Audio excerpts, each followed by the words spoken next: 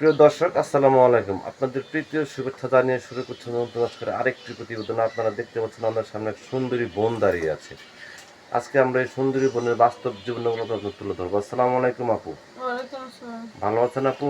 হ্যাঁ, আছি ভালো। নাম কি আপনার?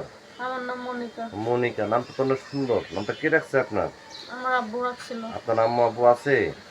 আমার আব্বু বিয়ে করে চলে গেছে ছোট আম্মুর কাছে। আমি সৎ মা? এখন এখন ভাই বোন আছে আপনার? আছে, ছোট একটা বোন আছে। ছোট বোন আছে। যে আপনার সাথেই থাকে না সৎ মার সাথে থাকে?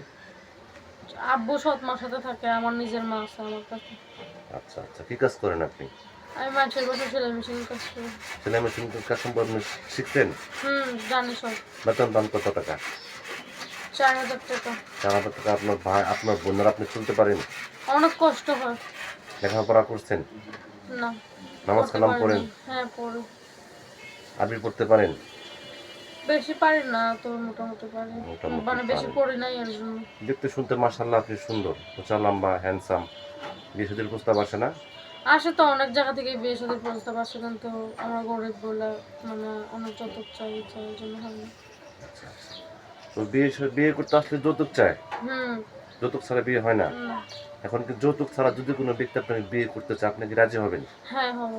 সে যদি দেশ এবং দেশের বাইরে থাকে, সমস্যা নেই। তার যদি বউ বাচ্চা থাকে, তা তো সমস্যা আর নেই। তার যদি বয়স 90 হয়, সমস্যা নেই, বয়স দিয়ে কি হবে?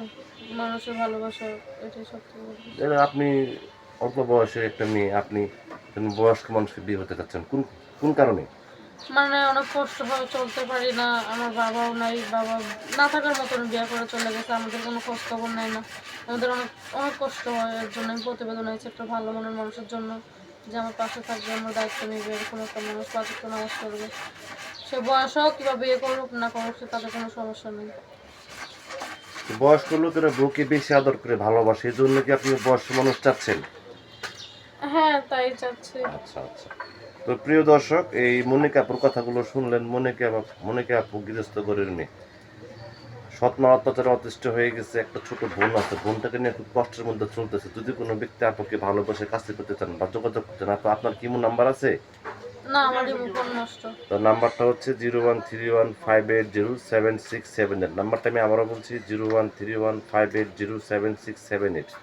এই নাম্বারে যোগাযোগ করতে পারবেন। প্রেম, ভালোবাসা, সাহায্য, সহযোগিতা, যেটা করবেন সেটা আপনাদের একান্ত ব্যক্তিগত ব্যাপার। বেশি বেশি করে নামাজ পড়েন, বেশি বেশি করে দেশটাকে ভালোবাসেন।